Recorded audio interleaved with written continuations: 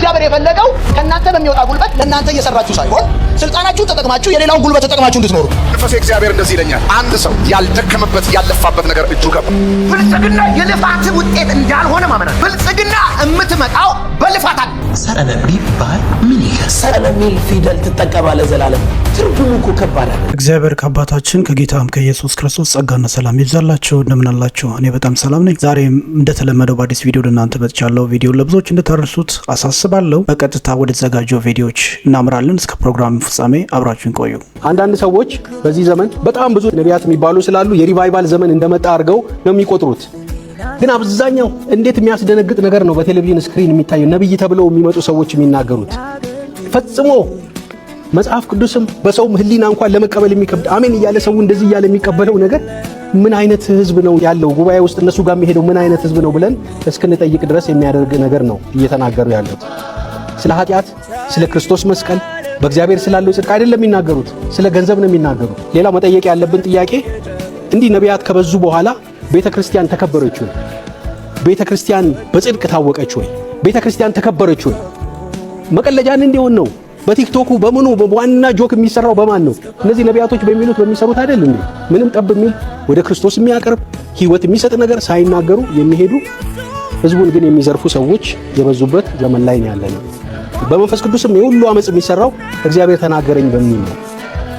ሰውን ሌባ ሆኖ ሰርቆ ያመጣውን ብር ቢሰጥ እኮ አንተ ለምን አመጣ አይለውም። የትም አድርጎ ያምጣ ብቻ ገንዘቡን መቀበል ነው። በጽድቅ እንዲሰራ አይበረታታም። ስራ እንዲሰራ አይበረታታም። ወጣቱ የእግዚአብሔርን በረከት ቁጭ ብሎ በዚህ እቺ ግንቦት አይደለች ይላል ይመጣና ይሄ ወር ሳያልቅ አስገራሚ አካውንታችሁ ውስጥ ብር ይገባል ይላል። ከየት መቶ ነው የሚገባው?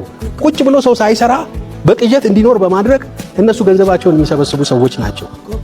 ስለዚህ እኔ እንደ ቃለ ሕይወት ብቻ ሳይሆን መላው ወንጌላዊ አማኝ የሚባለው ሁሉ እዚህ ላይ እነዚህን ዘምቶ ስርዓት ማስያዝ ካልተቻለ በስተቀር በጣም ብዙ ውንብድና እያደረሰ ያለ ነው። በቃሉ ላይ ብቻ የተመሰረተ ትንቢት አለ። ቃለ ሕይወት ምንም ትንቢት የለም አትልም። ዋናው የጸና የትንቢት ቃል የተባለው የቱ ነው? ይሄ ነው ትንቢት የምንለው እኛ። በቃ ይሄንን ቃል የሚገልጽ ይሄን ቃል ዛሬ ላለሁበት ሕይወት አብርቶ የሚናገር ወንጌላዊም ይሆናል፣ መጋቢም ይባላል። የትንቢት ቃል እግዚአብሔር ሲሰጠው የሚናገር ሰው አለ። አሁን ትንቢት የሚባለው ግን እንደዚህ ይሆንልሃል እንዲህ ምናምን የሚሉ ምልክት አለ ብለው በቃ ተው መድኃኒት ፈውሻለሁ የሚል የውሸት ትንቢቶች እየወረዱ ያሉበትን ሁሉ ቁጥረን ትንቢት አይደለም የምንላቸው። እነዚህ በጣም አብዛኛዎቹ ውሸትና ማጭበርበሪያዎች ናቸው። ነቢያት ነበሩ ይላል። አጋቦስ ነበር፣ ሌሎችም ነቢያት ነበሩ። የተናገሩት ትንቢት ተፈጸመ፣ መጽሐፍ ቅዱስ ላይ አለ። ስለዚህ የትንቢት ስጦታ የለም ብለን መናገር አንችልም። ትንቢት ተናገርኩ ካለ በተራ ይናገሩ ይላል። ስርዓቱ በመጽሐፍ ቅዱስ አለ። ሌሎች ይመዝኗቸው ይላል። የሐሰት ትንቢት ከተናገረ መጠየቅ አለበት እንጂ እንደፈለገ የሐሰት ትንቢት እየተናገረ እንዲቀጥል ማድረግ የለብንም። እና ይሄ ግልጽ የሆነ ነገር ነው። መጋቤ በጣም እናመሰግናለን። ቋሚ የጸና አስተምሮ ያላት ቃለ ሕይወት ቤተክርስቲያን ጌታ ኢየሱስ ዘመናችሁን ይባርክ። ነው መካነ ኢየሱስ በዚህ አቋሟ ላይ ስለጸናች እግዚአብሔርን አመሰግናለሁ። እውነት ነው። መጫወቻ፣ መሳለቂያ፣ መቀለጃ በየሶሻል ሚዲያው ያደረጉን እነዚህ ሰዎች ናቸው። እነዚህ ሰዎች ከመጡ ነው ይሄ ባዕድ ኢየሱስን የሚከተሉ ባዕድ የሆነው ሃይማኖትን የሚከተሉ ሰዎች ናቸው። እና ብዙ ሰዎች ወደ ጥፋት የሚሄዱት በእነዚህ ሰዎች ምክንያት ነው። ክርስትናውም የተበረዘው በዚህ ምክንያት ነው ማለት ነው። እጄን ጭኜ የጸለይኩላቸው ሰዎች ይሄ ስልኬ ቢከፍት አሁን ይፈነዳል ጣጣጣጣ ብሎ ይሄን ኔትወርክ ያጠፋዋል። አትሊስት መልእክቴን ሁለት መልእክት ላስተላልፍ። እስክሪኑ እንደገና ጫን አድርጉና ሰንድ ብሎ ንኩልኝ 2-3 ጊዜ። ከዛ ጊዜ ነው ያላችሁ ጻፉ። የቀባኝ እግዚአብሔር ምስክሬ መድዬ እስካሁን ኪሳራ ውስጥ ነው የተቀመጥኩት። እስካሁን ውርደት ውስጥ ነው ቆምኩት። አሁን ግን ለኔ በቃ የምትሉ ሰዎች አሁን ሼር አድርጉና እጃችሁ ወደዚህ ዘርጉ። ውጊያ የሚለው ወንድሜ ተባረክ። ጊፍት የሚሰጡ ሰዎች in the name of Jesus አጣ ብሎ ይፈነዳል። እንግዲህ እቺ ሴት ባለፈው አቅርቢያታለሁ። የዋል ፈሰስ ወይም ደግሞ ነብይ ሄኖክ ብሎ ራሱን የሚጠራው ሰው መንፈሳዊ ልጅ ናት። እሱ ነው የቀባቲው የተቀባቡት። ከዛ በኋላ ሳውዝ አፍሪካ ሄደች። አሁን ደግሞ በላይቭ እንደዚህ ናቸው። በላይቭ ይመጡና ራሳቸውን እኛ እኮ ክርስቶስ እንድንገልጥ ነው የተጠራ ነው ስለ ክርስቶስ እንድናወራ ነው። ይሄን ያክል ስልኬ ውስጥ ሜሴጅ የሀገር ሜሴጅ አለ። ሜሴጅን ብታዩት ትገረማላችሁ፣ ትደነቃላችሁ። ስልኬ ራሱ በሜሴጅ ብዛት ሊፈነዳ ነው ምናምን። ይሄ ክርስትና እኔ የማላውቀው ክርስትና ነው። ይሄ የትኛው ሃይማኖት እንደሆነ አላውቅም። ምናልባት እናንተ የምታውቁ ካላችሁ ወሩ ነው እና እነዚህ ናቸው የክርስቶስን ስም የሚያሰድቡት በየአደባባዩ ማለት ነው። ሌላ ማንም አይደለም። አሁን እነዚህ ነቢያት ወጥቶ መናገር ምናምን የስድብ ማዕት ምናምን ነው የሚወርድባችሁ። ግን ቤተክርስቲያን በቃ ካላለች፣ መሪዎቿ ማስቆም ካልቻሉ፣ የማይሆን ነገር ሲሆን አይደለም ይሄ ልክ አይደለም ማለት ካልቻሉ፣ ማረም ካልቻሉ፣ በዛ ላይ ደግሞ የሌላ ቸርች ሰዎች ናቸው እነዚህ። አባል እንኳን ቢሆኑ የራሳቸው አባል ትገስጹታላችሁ፣ ታቀኑታላችሁ። ከሌላ ቦታ ነው የመጣው። መድረክ ላይ የሚፈልገውን ሐሰት ዘርቶ ይሄዳል። ማን ያገኘዋል? በቃ ዘርቶባቸው አእምሯቸው ውስጥ ከቶባቸው ይሄዳል። ስለዚህ ቤተክርስቲያን በጣም አደጋ ላይ ስለሆነች ይህንን ኃላፊነት የሁላችንም ኃላፊነት ነው። መሪዎች ብዙ ተሸርሽረዋል። ሰውየው አገልጋዩ በዚህ ሲሄድ ሚስትየው ቤት ጠርታ በነብይ የምትገለገል ምናምን ትኖራለች። እነዚህ አሰልተኛ እየሾለኩ የሚገቡ ሞኞች ሴቶችን የሚማርኩ ይላል። እየተሽሎኩ ነው የሚሄዱት። አንዱ ስሰማ ነበረ እጸልይልኝ ባክ እንዲሆን ላውቆ ነው ያኛው የሚደውልለት። በቃ 5000 ብር አስገባና በዋትስአፕ እንትኑ ላክልኝ እኔ ጸሎት ላይ ነኝ ጸልይልሃለሁ ምናምን ይለዋል። ኧረ አሁን እስቲ መጀመሪያ ጸልይልኝና አስገባልኝ ይለዋል። አንተ ጊዜ የለኝም ብያለሁ እኮ ከፈለክ በስልክ 5000 አስገባ፣ ገዝታ ውስጥ ከፈለክ 15000 አስገባና እንትኑ ላክልኝ ጸልይልሃለሁ ይለዋል። እንግዲህ እንደዚህ አይነት ሌቦችና አጭበርባሪዎች ጸሎት የሚነግዱ ሰዎች ቸርችን ሲፈነጩበት ዝም ብለን ነው የምናየው። የ1000 ብር ጸሎት የምትፈልጉ የ10000 ብር የምትፈልጉ ምናምን የምትፈልጉ ብለው ከፋፍለው ይሄ ምድረ ነጋዴ ምድረ ምናምን ተሰልፎ የ10000 ብር ጸሎት እያለ የሚያጸልይበት ምን አይነት መንጋን ያለው ምን አይነት ህዝብ ነው ያለው? መጽሐፍ ቅዱስን ያውቃል ወይ? ለመመርመርም እኮ የሚያስችል ብቃት የሌለው ህዝብ እኮ ነው ቸርቹን እየሞላ ያለው። እንደዚህ አይነት ነገር ሲነገር መድረክ ላይ አብሮ ጠጥቶ የሚወጣ ህዝብ ምን አይነት ህዝብ ነው? ይሄ በቃለ ሕይወት እንዲቀጥል ካረግን በጣም ያሳፍራል። ቃለ ሕይወት እንዲህ አልነበረችም፣ እንዲህ መሆን የለባትም። ቢያንስ ቤታችንን ካጸዳን ቃለ ሕይወት አቋም ከያዘች አሁን አይታችኋል፣ መካነ ኢየሱስ አቋም ይዛለች። ሆፕፉሊ ሌሎችም እያያዙ ይመጣሉ። እነዚህን ከመንገድ ካላስወጣን በስተቀር ነገ ቤተክርስቲያን እዚህ ምድር ላይ መሳቂያና መሳለቂያ ሆና ትሄዳለች። አንዷ እህት በቀደም አግኝታኝ ኢንተርቪውን ሰማው፣ እግዚአብሔር ይባርካቸው አለች። እኛ እኮ በመስከር እስኪያቅተን ድረስ ነው ጌታ ኢየሱስ ያድናል ብሎ እንኳን ለመናገር እናንተ ተብሎ ሪፈረንስ የሚሰጡት እነዚህ አጭበርባሪዎቹ በቃ በየሚዲያው የሚያደርጉት ነገር ነው። እንዴት ከነሱ ጋር አይደንቲፋይድ እኮ መሆናችን ራሱ ወንጌልን እንኳን ለመናገር እስክናፍር ድረስ ደርሰናል። ስለዚህ ምን ይደረግ ዘመኑ ነው ብሎ የሚተው ነገር አይደለም። እውነት ቤተክርስቲያን የምንወድ ከሆነ የክርስቶስ አካል ጉዳይ ያገባናል የምንል ሰዎች ከሆነ እነዚህን ነገሮች ዝም ብለን የምናዩበት ነገር አይደለም። ስለዚህ እንግዲህ ቃለ ሕይወትን ጌታ ኢየሱስ ይባርካት። በተነሳ ሌሎቹም ብትነሱ ጥሩ ነው። ሌሎች አብያተ ክርስቲያናቶች መሰረተ ክርስቶስ፣ አሴምብሊ ኦፍ ጋድ፣ ሙሉ ወንጌል ምናልባት እኔ ያልጠቀስኳቸው አሉ ብዙ አብያተ ክርስቲያናት ስላሉ እነዚህ አብያተ ክርስቲያናት ተነስታችሁ እነዚህን ሰዎች መገሰጽ አለባችሁ። ወንጌል መስራት አልቻልንም ነው። ሁሉም ሰው ነው ወንጌል መስራት ያቃተው። ተሽመድመደናል፣ ሽባ ሆነናል ሁላችን። ምናልባት እየሰማችሁም ካላችሁ ማለት ነው ባካችሁ እንደው በጌታ እንለምናችሁ። ወንጌል የተሰደበ ነው። ወንጌል መሳለቂያ የሆነ ነው፣ በየአደባባዩ ነው። በዚህ ዘመን መሬት ራሱ እየረዳች ያለችው ለክፎች ነው። ክፋትን የሚያደርጉ ሰዎች ለምልመው አምሮባቸው ተሳክቶላቸው ስኳር የለባቸው፣ ደም ግፊት የለባቸው፣ ካንሰር የለባቸው፣ ነርቭ የለባቸው፣ ግን መጠጥ ይጠጣሉ፣ ይሰክራሉ፣ ያመነዝራሉ፣ ተመችቷቸው ይኖራሉ። የአመፀኞች ቤት እልል ያለ ነው። ለመርገጥ ትፈራላችሁ። የክፋታቸው ጥግ ይታወቃል፣ ግን ምቾት ያለው ኑሮ ይኖራሉ። ጻድቅ በመከራ ሲዋጥጥ ታያላችሁ። ጻድቅ እያለቀሰ ልጆቹን ማስተማሪያ ሲያጣ ወደ ቤተ ክርስቲያን መሄድ እስከሚያቅተው ድረስ ተስፋ ሲቆርጥ፣ አንዳንዶች ልጆቻቸውን በገመድ ታንቀው ሲሞቱባቸው፣ አልፎ መርዝ እየጠጡ ሲሞቱባቸው፣ እዚህ ምድር መኖርስ ምን ያደርግልኛል? የእናቴን መከራ እንጨት ተሸክማ ጎንበስ ቀና ስትል አባቴ እንጨት እየፈለጠ ድንጋይ ተሸክሞ እንጀራ ከሚያበላኝ ለምን በሊቢያ አርጌ ሳውዝ አፍሪካ አልገባም የሚል የቤተ ክርስቲያናችን ጥሩ ዘማሪ፣ የቤተ ክርስቲያናችን መልካም አገልጋይ፣ ስነ ምግባሩ፣ ቅድስና አኗኗሩ፣ ሕይወቱ መልካም የሆነ በዛ ውስጥ ደግሞ በመስሪያ ቤት ውስጥ በታማኝነት የሚሰራ እኔ ከአመፃ ጋር አልስማማም ክፋትንም አላደርግም የሚል መቀመጫ ሲነጠቅ፣ በዘር በጎሳ ቢሮዎች ሲከፋፈሉ፣ ቤተ ክርስቲያን ለሶስት ለአራት ስትገነጣጠል፣ የአመፀኛ ኮቴ በደንብ ሲሰማ፣ አስፓልቱን ሞልቶት ሲራመድ፣ ቤቱን ሲያድሰው፣ በዓል ሲመጣ በሬውን ሲያጋድም፣ ለልጆቹ አንዳንድ እያለ በስማቸው በግ ሲያርድ፣ ከጎኑ ያለች አንዲት ድሃ ግን ዶሮ መግዣታ መሬት ላይ ስትንከባለል ምናልባት ትርፍራፊ ባገኝ ብላ በ30 ብር ቁርጥራጭ ስጋ ገዛ እዛ ቄራ ሄዳ እሱንም አንሰጥሽም ብለዋት የበሬውን ጭንቅላት ገዝታ መታ ፈትፍጣ ለልጆቿ የምታበላ ድሃን እየተረገጠ ያለበት እውነት የተሸፈነበት አመፅ እንደ ባንዲራ የተውለበለበበት በዛ ሰዓት እንዲህ ብሎ ይናገራል እግዚአብሔር ነብይ። አንተ እግዚአብሔር ሆይ ይለዋል። አንተ እግዚአብሔር የለህም እንዴ? አመፀኛ እያደገ ጻድቅ እየተረገጠ እውነት እየተሸፈነች አመፀኛው እንደፈለገ እየዘለለ የጻድቃን አፍ እየተዘጋ ክፎች እንደፈለገ እየፋነኑ ግን ጻድቅ በረሃብ እየሄደ እኔ አንተን እያገለገልኩ የለህም እንደ እግዚአብሔር አትወርድም እንደ እግዚአብሔር ይላል ዕንባቆም። ተመልክቷቸው ክፋታቸው በደንብ አይቶላቸው እግዚአብሔርን እያመለከ ያለ ይሄ ሰው ምድረ በዳው ሲያነቃንቀው፣ ችግር ቤቱ ገብቶ እንደ ንፋስ ሲያወዛውዘው፣ ያ ሐዘን ቤቱን ሞልቶ እንባውን ወደ መሬት ሲያነጥረው፣ ያኔ የጻድቅነት መብት ምንድን ነው? እግዚአብሔርን መፍራትስ ምንድን ነው? ከእግዚአብሔር ጋር መኖር፣ እግዚአብሔርንስ ማገልገል፣ በእግዚአብሔር ቤት መመላለስ፣ ኢየሱስ ኢየሱስ ማለት ጌታ ጌታ ማለት ምንድን ነው ትርፉ? እግዚአብሔር ካልፈረደልን ካላየልን እያለ ዕንባቆም ሲናገር እውነትም አመፀኞች በደንብ እየዘለሉ ያያቸው ጊዜ እግዚአብሔርን በድፍረት እንደዚህ አለው፣ አንተ እግዚአብሔር የለህም ወይ አለው። የለህም ወይ? ከሌለ ንገረኝ፣ እኔም አምላክ አለ ብዬ መናገሬን ላቁም አላውራ ብሎ ሲናገር ተስፋ የቆረጠ ዕንባቆም ይህንን ቃል ተናግሮ ከጨረሰ በኋላ እግዚአብሔር ዝም አለው። አንዳንድ ጊዜ ያማል። እግዚአብሔር ዝም ይላል። ዝም አይናገር፣ አይጋገር። ያያቸዋል። አመፀኞች ይዘላሉ፣ ያያቸዋል። ክፎች ይዘላሉ፣ ያያቸዋል። ዝም። እንግዲህ እንዳያችሁት በጣም አሳዛኝ መልእክት ነው። ጻድቅ በጣም መከራ ዛሬ ብቻ አይደለም፣ ያው እንደተጠቀሰው ዕንባቆም በዛን ወቅት በጣም ተጨንቆ ሲጮው ወደ እግዚአብሔር ሲጮው እንመለከታለን። ስለ ጻድቁ ለምን አትፈርድም እያለ ሲናገር እንሰማዋለን። እና እግዚአብሔር ይፈርዳል። እግዚአብሔር ዝም ብሎ ዝም ሲል ነገር አለ ማለት ነው። ባይዘው የሆነ ነገር አለ። ቀስ እያለ ነው የሚሰራው እግዚአብሔር። እንደ ሰው አይቸኩልም። ሰው ለምንድን ነው ቤቱ ሄዶ የእንትናን ይከፍታል? ገና ቻናሉን እንደከፈት ሲል በእናትህ ቀይረው እርስማ እንደ ቀየርክ ሌላ ቀይረው፣ በእናትህ ቀይረው። አገኘ አየው የገጠመውን ገጥሞታል። ከዚያ በኋላ ሁሉም ቤት ገጥሞታል ማለት ነው ታሪክ።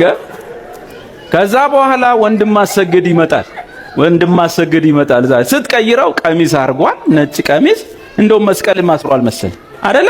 ከነ ቀሚሱ ሮሜን ያስጠናል። ጸጋው አድኖናል በስራችን አይደለም ሲል ምን ትሆናል? እሱ ላይ አርጎ በእናትህ ትላላትን እንደ ቀየርክ የሆነ ሰው እግሩን ወደ ላይ አርጎ ሲጨፍር ሲል በእናትህ ቀረኮ እንደሱ መፎጋገር ቀረ። የሆነ ቀን ሲሉ ቀይሩ በእናትህ። ከዛስ ነጠላ አርገውልክ ይላሉ አይሉ? ነጠላ አርገው ከዛስ ትቆያለህ እሱ ጋር። አየ ጉዳይ አሁን ነጠላ ኮት ምናምን በመፈረዝ መሻወድ የለ። ከዚህ በኋላ ኢየሱስና የኢየሱስ ነገር ብቻ፣ ጽድቄ፣ ቅድስናዬ፣ ብቃቴ፣ ድፍረቴ፣ በቃ ሳወራ ሞራሌ፣ ሳወራ ድፍረቴ ኢየሱስ ብቻ። ጌታ ኢየሱስ ዘመንን ይባርክ። ዴቫ እውነት ነው። እስኪ ተመልከቱት። ምናልባት የቃለ ዓዋዲን ወይም ውልዶ ብርሃን ቤተክርስቲያንን የአምልኮ ስፍራና ቦታ ነግራቸዋል። ምናልባት አቴንድ ማድረግ የምትፈልጉ ቀናውን መንፈስ የምትፈልጉ እና ውካታ የሰለቻችሁ ጩኸት የሰለቻችሁ ማለት ነውና እስኪ ቪዲዮ እንመልከት። ይሄንን ቪዲዮ የስሙ ስልጣንና የስሙ ኃይል ነው። ሰዎች ከተለያየ በሽታ ሲፈወሱ የስሙ ስልጣንና የስሙ ኃይል ነው። የዘላለም ሕይወት የወረስንበት እውነት ግን የጌታ ሞትና ትንሣኤ ነው። የጌታ ሞትና ትንሣኤ ነው። በደንብ አስተውሉ። ጌታ ኢየሱስ ክርስቶስ ከሞቱ በፊት ከትንሣኤው በፊት ያደረጋቸው ነገሮች አሉ። እነዚያ ነገሮች አስደናቂ ናቸው። ምክንያቱም ጌታ ተቀብቶ ክርስቶስ ሆኖ መሲህ ሆኖ የተገለጠው ለዚህ ስለሆነ፣ ለታሰሩ መፈታት፣ ለታወሩ ማየት፣ ለድሆች የምስራች ሆኖ ነው ክርስቶስ የመጣው። ኢየሱስ ሳይሰቀል በምድሪቱ ላሉ ብዙ ችግረኞች መፍትሄ መሆን ችሏል። በኃጢአት ጉዳይ ላይ ግን ከዚህ የበለጠ ዋጋ ያስከፍል ነበር። ደም መፍሰስ ነበረበት፣ ያውም የእግዚአብሔር ልጅ ደም። እንግዲህ ኢየሱስ ብቻና ብቻ የሚሰበክበት ሌላው የሉም ማለት አይደለም። ፕሮቴስታንቶስ የተረጋጋ ቸርቾች የሉም ማለት አይደለም። ስፔሻሊ መካነ ኢየሱስ የሉተራን ቤተክርስቲያን ማለት ነው። እንዲሁም መሰረተ ክርስቶስ ጥሩ ቸርቾች፣ የድሮ ቸርቾች ቀጠና ሁለት ሙሉ ወንጌልን ማቃቸው ብዙ አሉ። ነገር ግን በተሻለ መልኩ ያልተዛባ ትምህርት አላት ብዬ የማስበው እኔ ቃለ ዓዋዲ ቤተክርስቲያን ወይም ውልዶ ብርሃን ቤተክርስቲያን ናት ብዬ ነው ማምነው። ወሬቨሬትስ ያ ችግር አይደለም። ዋናው ክርስቶስ ኢየሱስ በዛ ጉባኤ ከታየና እውነተኛና ጥሩ ከእግዚአብሔር ቃል ያልወጣ ትምህርት ከሆነ ተከታተሉ። ማንኛውም ቸርቹ ምናልባት የቃለ ዓዋዲ ቤተክርስቲያንን አድራሻ የምትፈልጉ ወይም ውልዶ ብርሃን ቤተክርስቲያንን አድራሻ የምትፈልጉ ጠይቁኝ ኮሜንት ላይ ማለት ነው።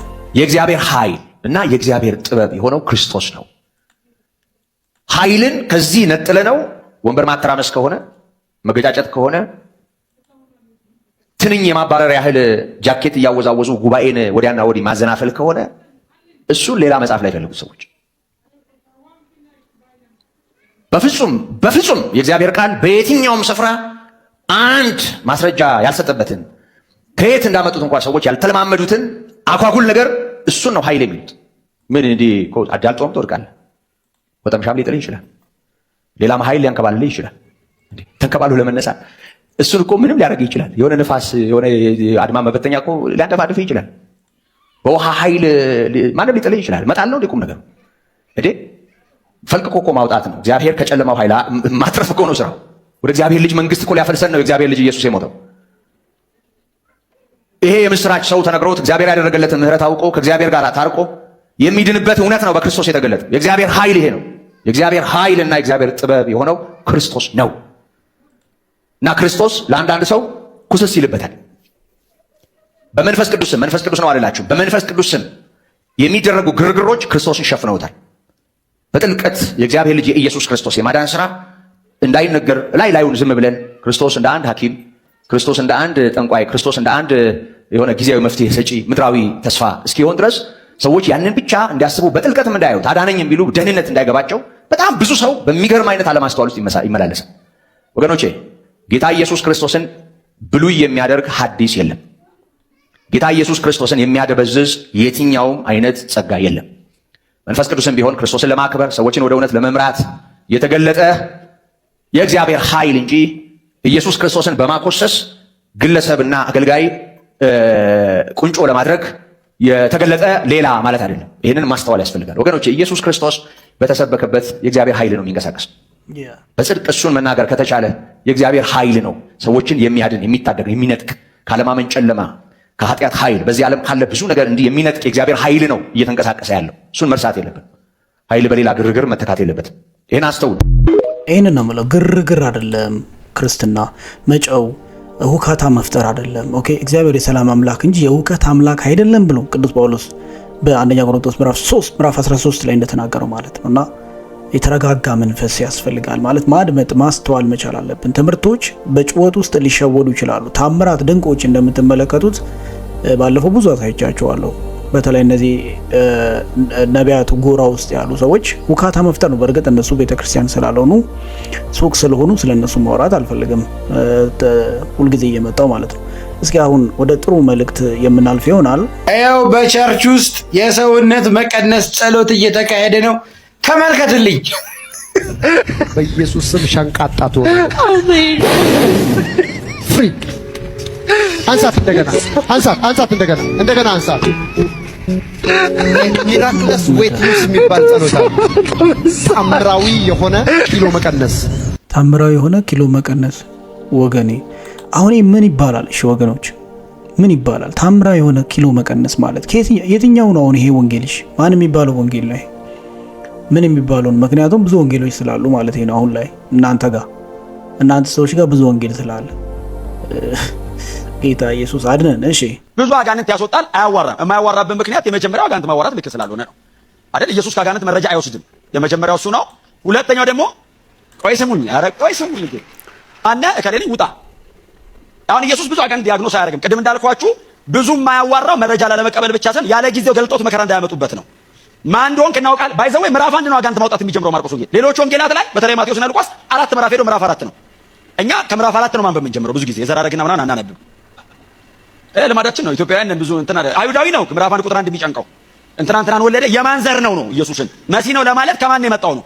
ስለዚህ ለአይሁዳዊ በጣም ኮንሰርን የሚያደርገው ያንን ነው። እኛ ደግሞ ኢትዮጵያውያን ከየትም አድርገን መስቀል ላይ ወለደኝ ነው እና ልክ ገብቶ እየሰበከ እያለ ክፉ መንፈስ ያደረበት ሰው ጮህ ይላል። ሲጮህ ማን እንደሆንክ እናውቃለን ያለው ገና ሲጮህ የሚከተሉት ደቀ መዛሙርቱ ገና አላወቁትም። ፈሪሳውያን አያውቁትም። ሰው ያውቀው አጋንንት ያውቀዋል። ከሰማይ የወረወራቸው እሱ ነው። እዛ ሰማይ ተዋወቁ ነበር፣ ዛሬ መሬት ተገናኝተው ነው ያውቀዋል። እና ማን እንደሆንክ እናውቃለን የእግዚአብሔር ቅዱስ ሆይ ሲለው ምንድን ነው ያለ ጌታ ኢየሱስ? ዝም ብለህ ውጣ ናማላለ ዝም እና እኔ ብዙ ጊዜ አታዋሩ ላለውና አንድ ጓደኛ እንደዛ አታዋሩ አትበል ምን ነው አልኩት። ዝም ብሎ አታዋሩ የምትለው አንዳንድ ያለ እኔ አታዋሩ አልወጣኝም። በጣም የምትወደው ከሆነ አስወጣተህ ለብቻው አዋራው። በቃ 30 ጊዜ ተገልብጣ 40 ጊዜ እንትን ብለህ ምናምን እሱ አጋንንቱ አይጎዳም። ስጋና ደም ነው የሚጎዳው። አይ 80 ጊዜ ጩህ ስትለው እንደገና ጉሮሮ ኢንፌክሽን ይዞት እነሱ ደግሞ እንደገና ልንጸልይ ዝም ብለህ ውጣ ኢየሱስ በቃ እንደዛ ነው። ዝም ብለህ ማንከባለል፣ ማስጨው፣ ማስጓራት፣ ግራ ማጋባት፣ አንዱን ወዲያ ወዲህ፣ እግሯን ወደ ላይ እጁን ወደ ታች ማንጨናበስ፣ ይሄ ለሰው ልጅ መፍትሄ አይሆንም። እኛ መዳናችንን ሰው ይዳን፣ ሰው ይፈወስ፣ ነፃ ይውጣ ችግር የለውም። ግን መጽሐፍ ቅዱሳዊ በሆነ ሐሳብ አድርጎት ነው እያልን ያለ ነው። አጋንንትን ኢንተርቪው አታድርጉ። አጋንንት ኢንተርቪው አድርጎ አያውቅም ጌታ ኢየሱስ አድርጎ አያውቅም። ውሸታም ነው። የውሸት አባት እንዴት ነው ኢንተርቪው የምታደርገው ነው ሐሳቡ። ጉድ ነው የምንመለከተው እንግዲህ። ይህንን ጉድ ባዕድ እምነት የሚባል ነው። ይሄ ወርድ ኦፍ ፌዝ ሙቭመንት ወይም የእምነት ቃል እንቅስቃሴ የሚባለው ነው። የአጋንንት ትምህርት ነው። ይሄ ከእግዚአብሔር አይደለም። ስለዚህ እስከ መጨረሻው ስሙት ይህንን ጉድ። ብዙ ዮናታንን የማታውቁ ሰዎች ስፔሻሊ ዮናታን ማን እንደሆነ ምናልባት እዛም ተምራችሁ ረስታችሁት ሊሆን ስለሚችል ዮናታን ብቻ አይደለም፣ እነዚህ የእምነት ቃል እንቅስቃሴ ውስጥ ያሉ ሰዎች እነ ዳንኤል ጌታቸው፣ እነ ሐዋርያው ዘላለም፣ እነ ማን ነበር ስሙ ጃፒ፣ ብዙ ሰዎች አሉ የእምነት ቃል እንቅስቃሴ ሬቨረንድ ምናምን የምትሉ ሰውዬ። እስኪ ለማንኛውም ቪዲዮን እንየው። አሁን ቃል ብቻ ነው የኔን ጉልበት ተጠቅሞ ወንበሩ አይመጣም። የሱን ጉልበት እንድትኖሩ እግዚአብሔር የፈለገው ከናንተ በሚወጣ ጉልበት ለናንተ እየሰራችሁ ሳይሆን ስልጣናችሁን ተጠቅማችሁ የሌላውን ጉልበት ተጠቅማችሁ እንድትኖሩ። ምን አለ? ስልጣናችሁን ተጠቅማችሁ ኦኬ፣ በሌላው ሰው ጉልበት እንድትኖሩ ነው። ኦኬ፣ ሰውን መከራ እያሳያችሁ እንድትኖሩ ነው። እናንተ መስራት አይገባችሁ ነው። ባይ ዘ ኢን ኮንክሉዥን ስራ ያስፈልጋችሁ፣ በሌላው ጉልበት ነው መኖር ያለባችሁ ነው። እስኪ በደምብ ስሙ፣ ቀጣይ እንሰማለን። በመንፈሴ እግዚአብሔር እንደዚህ ይለኛል፣ አንድ ሰው ያልደከመበት ያለፋበት ነገር እጁ ገባ። ያልሰራበት ነገር እጁ ገባ። ሰው ያልሰራው ያልደከመውን እንዴት ነው እጁ የሚገባው ነው? ያልሰራው ቅዱስ ጳውሎስ ሰው ያልሰራ ከሆነ አይብላ ብሎ ያስቀመጠው በቅዱስ መጽሐፍት የተቀመጡትን ሐሳቦችና እውነቶች በሚክድ መልኩ እንደዚህ ያስተምራሉ ማለት ነው። ይሄም ዮናታን ጋር አስተማሪ የነበረ ሰው ነው ስሙ። አንድ ሰው ዛሬ ያልደከመበት ነገር እጁ ገባ። ሌሎች የደከሙበት ነገር እጁ ገባ። ሌሎች ያሉት ነገር እጁ ገባ። ሌሎች የሰሩት ነገር እጁ ገባ። ሌሎች የገዙት ነገር እጁ ገባ። በጽድቅ እጁ ገባ። በጽድቅ እጁ ገባ። ልክ በሽታ እና ፈውስ በተለያየ መንገድ እንደሚገኙ ድህነትም ብልጽግና በተለያየ መንገድ እንደሚገኝ መጽሐፍ ቅዱስ ይነግረናል። ሰው ሰርቆ ሀብታም ሊሆን ይችላል፣ ባለጠጋ ሊሆን ይችላል። ሰው ደግሞ ካልሰራ ሰነፍ ከሆነ ደግሞ ደሃ ሊሆን ይችላል። እነዚህን ሁሉ ነገሮች ኮንሲደር ሳናደርግ ወንጌሉን የመበልጸጊያ መንገድ አድርገን ማቅረባችን ስህተት ነው። ብልጽግና የልፋት ውጤት እንዳልሆነ ማመን አለብን። ብልጽግና የምትመጣው በልፋት እኮ ሳይሰራ ነው። ሁሉ ገንዘብኛ 24 ሰዓት እየፈጋዳው ብልጽግና ነው። እዚሁ ምሳሌ 14 ላይ የታካች እጅ ችግረኛ ታደርጋለች፣ የትጉ እጅ ግን ባለጠጋ ታደርጋለች። የኑሮ መሻሻልና መለየትን ከትጋት ጋር ነው መጽሐፍ ቅዱስ የሚያያይ። ጌታን ሳይቀበሉ ትጉ ሆነው ባለጠጋ የሆኑ ሰዎች አሉ። ጌታን ሳይቀበሉ የደህዩ ሰዎች አሉ። ዘፍጥረት ምዕራፍ 1 እና ምዕራፍ 2 ላይ ስራም ነበርኩ፣ ማበጀት ነበር፣ ሰምቲንግ አክሽን ነበርኩ። ከውድቀት በኋላስ ጥረህ ግረህ ብላ። እጅግ በጣም ነው የሚያሳዝነው። በእውነት እጅግ ነው በጣም የሚያሳዝነው። ሰው እንዳይሰራ የሚያደርጉ ናቸው እነዚህ። የራሳቸውን ኪስ ግን ይሞላሉ። ባይዘይ አንተ እዛ ቁጭ ብለህ ስራ አትሰራም፣ ግን እየሰበሰብክ ገንዘብ እነሱ እግር ስር ትጥላለህ ማለት ነው። ለዳንኤል ጌታቸው በእጁ ነው የምትሰጡት። ሳምበዲ ኤልስ በአካውንቱ ትራንስፈር ታደርጉለታላችሁ። በአካውንት ያለው ለኔ አስገባልኝ ብሎ ይልሃል። አንተም አሜን ትላለህ። ለኔ ይሆንልሃል፣ እኔ ይህን ካረክልኝ ይሄ ይሆንልሃል ይልሃል። በዛ የእምነት ቃል እንቅስቃሴ ውስጥ ተይዘ ታስረ አይንህ ተጋርዶ ሌላኛውን ኢየሱስ የማይታወቀውን የባዕድ አምልኮ ታመልካለህ ማለት ነው። እስኪ ምናልባት የመጨረሻውን መልእክት አያይዤ የምመጣበት ይሆናል። ስሙት ይሄንን ብላ አላልኩኝ። ለምን ትከራከረኛለህ? ታሳምነኛለህ? ምን ይገርማል? ሰጠነ ቢባል ምን ይገርማል? የሚገርም ነገር አለ።